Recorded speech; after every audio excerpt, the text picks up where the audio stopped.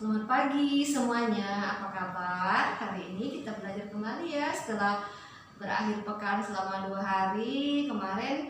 Hari ini tentunya semangat lagi ya untuk belajar kembali. Nah, hari ini bertepatan dengan tanggal 1 September ya, awal bulan kita belajar kembali. Pada hari ini kita akan belajar tematik pembelajaran 3 dan 4, yaitu pelajaran PKN, IPS, dan Bahasa Indonesia. Untuk hari ini PKN-nya kita akan belajar tentang tanggung jawab, kemudian IPS-nya kita akan belajar tentang kegiatan ekonomi dan jenis-jenisnya, serta Bahasa Indonesia kita akan belajar tentang informasi yang diperoleh dari sebuah teks dalam bentuk peta konsep. Nah ya, satu persatu akan kita bahas.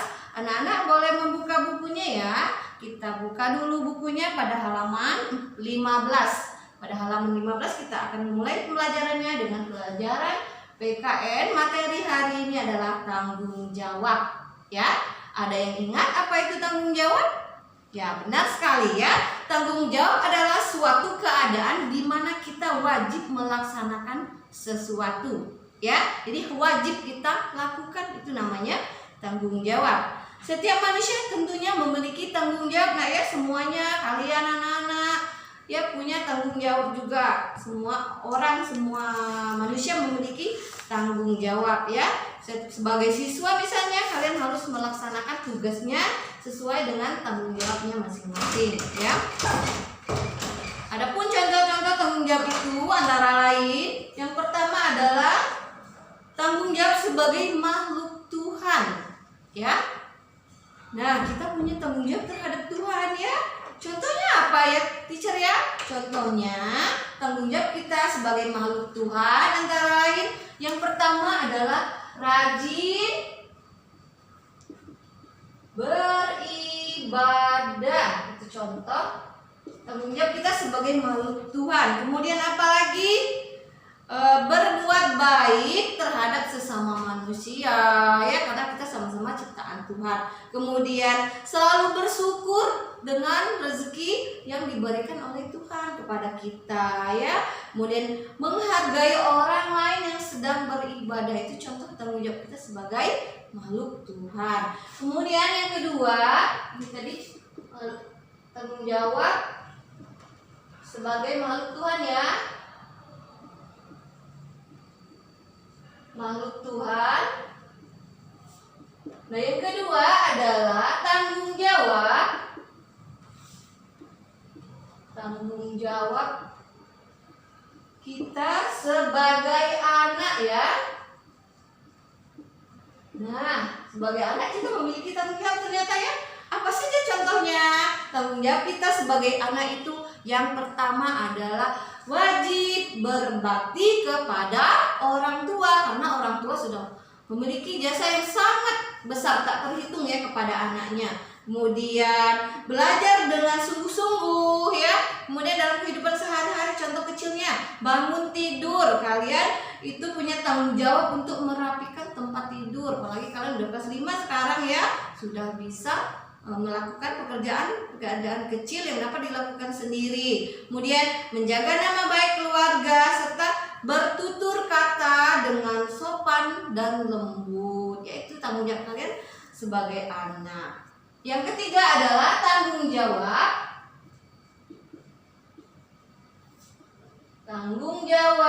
sebagai siswa. Nah, kalian kan sebagai siswa punya tanggung jawab tentunya. Contohnya apa, teacher? Contohnya memakai seragam yang lengkap, kemudian datang tepat waktu ya. Kalau ada tugas itu dikumpulkan, tugasnya tepat waktu. Ada tugas untuk melaksanakan piket, itu dilaksanakan dengan penuh tanggung jawab. Dan jujur saat mengerjakan ujian, tidak boleh mencontek sama temannya ya. Selanjutnya halaman 16 itu tanggung jawab sebagai anggota masyarakat. Contohnya apa? Hal-hal kecil, contohnya itu gotong royong atau kerja bakti membersihkan lingkungan tempat tinggalnya ya. Kemudian menjaga keamanan lingkungan dan membantu tetangga yang sedang kesusahan atau mengalami musibah ya. Selanjutnya yang kelima adalah tanggung jawab sebagai warga negara. Contohnya apa? Mematuhi peraturan yang ada yang ditetapkan oleh pemerintah ya. Kemudian mencintai budaya negeri sendiri dan menjaga nama baik Indonesia. Itu contoh tanggung jawab kita sebagai warga negara. Untuk selanjutnya kita lihat pada halaman 23. 23 itu ada penerapan sikap tanggung jawab pada saat pemilihan ketua RT, itu contohnya ya. Nah, di situ ada sebuah wacana. Di situ sedang melakukan pemilihan ketua RT ya. Hal ini merupakan salah satu bentuk penerapan tanggung jawab di lingkungan masyarakat. Anggota masyarakat yang sudah memiliki KTP ya, memiliki tanggung jawab untuk ikut serta dalam proses pemilihan ketua RT ya, termasuk mengikuti diskusi atau musyawarah rapat ya untuk menentukan siapa ketua RT itu, calonnya siapa, itu perlu didiskusikan. Sehingga dalam diskusi itu muncullah saling menghargai pendapat sesama orang lain. Selain itu dapat mengutarakan ide atau usulan atau pendapat kita ya, bagaimana caranya kalau kita ikut bermusyawarah, misalnya mau mengusulkan pendapat, kita tidak boleh langsung memotong pembicaraan orang ya, tetapi kita harus berkata dengan sopan dan sebelumnya harus mengangkat tangan terlebih dahulu. Setelah dipersilakan baru kita menyampaikan pendapat kita. Itu contoh penerapan tanggung jawab dalam kehidupan bermasyarakat contohnya ya. Nah, untuk PKN sampai di sini dulu, kemudian kita lanjut ya. Pelajaran yang kedua adalah pelajaran IPS. Nah, boleh lihat halaman 16 ya. Halaman 16 itu IPS-nya tentang jenis usaha dan kegiatan ekonomi. Apa sih yang dimaksud dengan kegiatan ekonomi? Ya, kegiatan ekonomi adalah usaha ya atau upaya yang dilakukan seseorang untuk memenuhi kebutuhan hidupnya ya. Nah, jadi semua manusia itu membutuhkan yang namanya penghasilan ya untuk memenuhi kebutuhan hidupnya. Dilakukan dengan melakukan kegiatan ekonomi itu sendiri ya. Nah, kegiatan ekonomi pada materi ini diberikan beberapa contoh sesuai dengan bentang alam yang ada. Bentang alam maksudnya keadaan alam yang ada di sekitarnya ya, di sekitar tempat tinggal orang-orang tersebut. Nah, contohnya kalian anak-anak ya lihat pada halaman 16 pada nomor 1 itu ada gambar daerah pegunungan ya. Nah, di daerah pegunungan ini jenis kegiatan ekonomi yang dapat dilakukan misalnya pertanian dan peternakan. Mengapa? Karena tanahnya subur. Daerah yang memiliki di daerah pegunungan itu tanahnya subur dan udaranya terasa sejuk sehingga cocok untuk bercocok tanam ya, seperti tanaman padi, sayuran, buah-buahan dan sebagainya. Selain itu juga masyarakat yang tinggal di daerah pegunungan itu dapat melakukan kegiatan ekonomi berupa peternakan ya, beternak seperti sapi, kambing, ayam, burung dan sebagainya.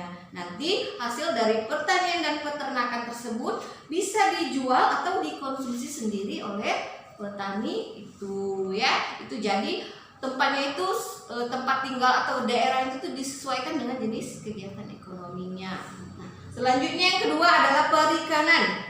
Perikanan biasanya itu di daerah perairan ya. Perikanan di Indonesia itu dapat dilakukan di perairan asin, kemudian ada perairan payau dan juga perairan tawar ya. Nah, di sini perairan payau itu berupa tambak di daerah pesisir yang perairannya merupakan campuran air asin dan air tawar. Di situ ya ikan yang dapat diternakkan yaitu contohnya ikan tuna, ikan tongkol, rumput laut dan garam. Selanjutnya perairan tawar yang terdiri dari sungai, waduk, danau dan rawa itu contohnya bisa berupa ikan emas, lele dan gurami. Selanjutnya perikanan air payau itu kita bisa memelihara ikan seperti ikan bandeng, ikan kerapu, ikan kakap dan juga ikan patin. Ya. Yang ketiga, contoh kegiatan ekonomi di bidang kehutanan. Ya, di bidang kehutanan itu memanfaatkan hasil hutan. Hasil hutan itu berupa kayu, ya, bisa dibuat perawatan rumah tangga, kemudian untuk membangun rumah ya, kayu-kayu ya, kemudian juga dimanfaatkan untuk kayu bakar juga bisa. Itu bisa dimanfaatkan dari hasil hutan itu. Jadi kegiatan ekonominya bergerak di bidang kehutanan. Selanjutnya adalah pertambangan.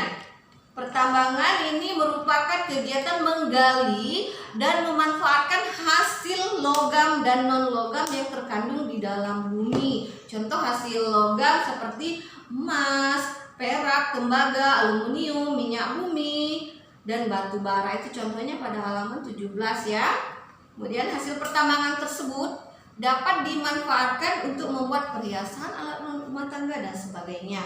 Selanjutnya kelima adalah industri. Industri itu apa, teacher? Industri itu adalah kegiatan mengolah bahan mentah menjadi bahan setengah atau barang siap jadi, ya. Kemudian yang terakhir adalah perdagangan. Selain perindustrian, kegiatan ekonomi yang sedang berkembang atau sering kita jumpai ya, di daerah dataran rendah adalah perdagangan. Indonesia itu perdagangannya tidak hanya mencakup wilayah Indonesia saja, tetapi juga melakukan kegiatan perdagangan antar negara yang disebut dengan ekspor dan impor ya. Itu anak-anak bisa lihat halaman 17. Kemudian contohnya pada halaman 22.